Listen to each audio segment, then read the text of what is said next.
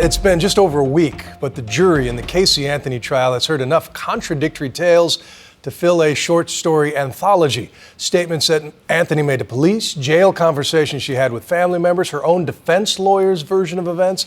It seems as if no two stories agree, much less begin to explain how the defendant's 2-year-old daughter Caylee turned up dead in 2008.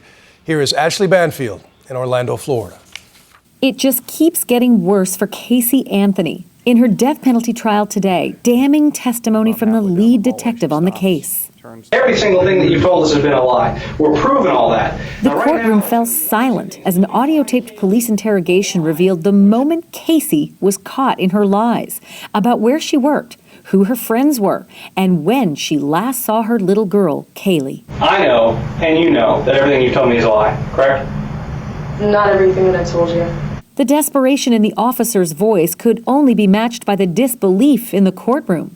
Disbelief because Caylee seemed so convincing on the tape. But we're tired of the lies. No more lies. What happened to Caylee? I don't know. You do know. What happened to Caylee? I don't know where she is. But we now know her child wasn't missing at all.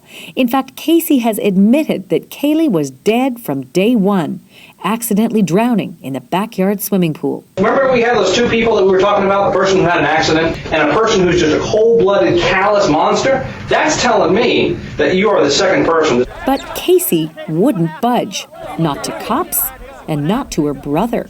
How are you? Oh man, I don't want to start crying. The audio tapes were followed by these riveting videotapes of Caylee's jailhouse conversations with her family. Her older brother Lee was the first to visit.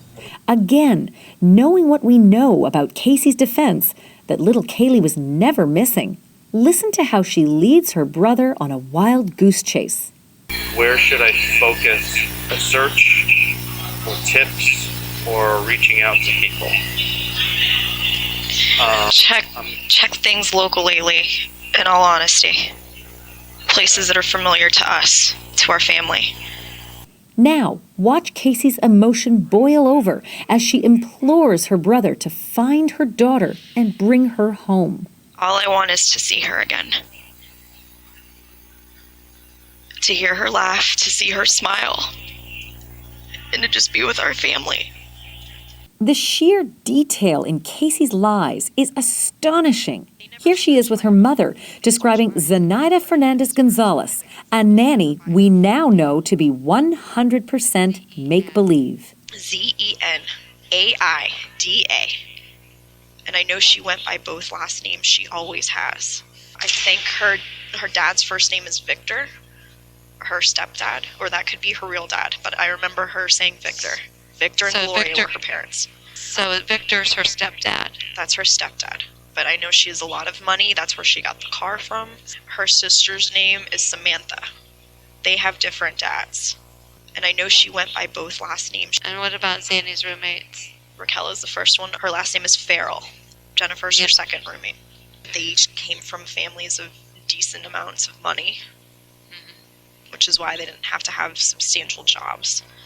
That visit was June 25th, 2008. By Caylee's own admission, the child had been dead for 6 weeks. There was no nanny, no kidnapping. But her defense points the finger at everyone else. She insists her father helped cover up the accidental drowning and dispose of the child's body. He has denied all allegations against him.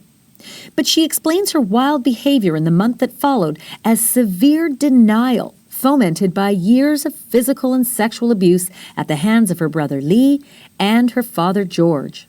I miss you, sweetie.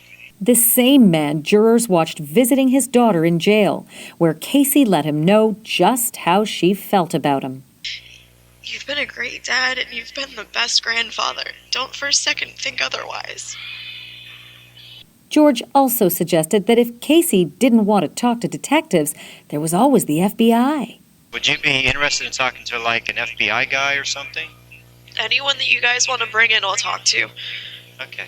That's true. That's great news. Okay. Watching the tapes today, Caylee's mother, Cindy, who was doubled over on the stand just days ago, listening to her own 911 call reporting her daughter.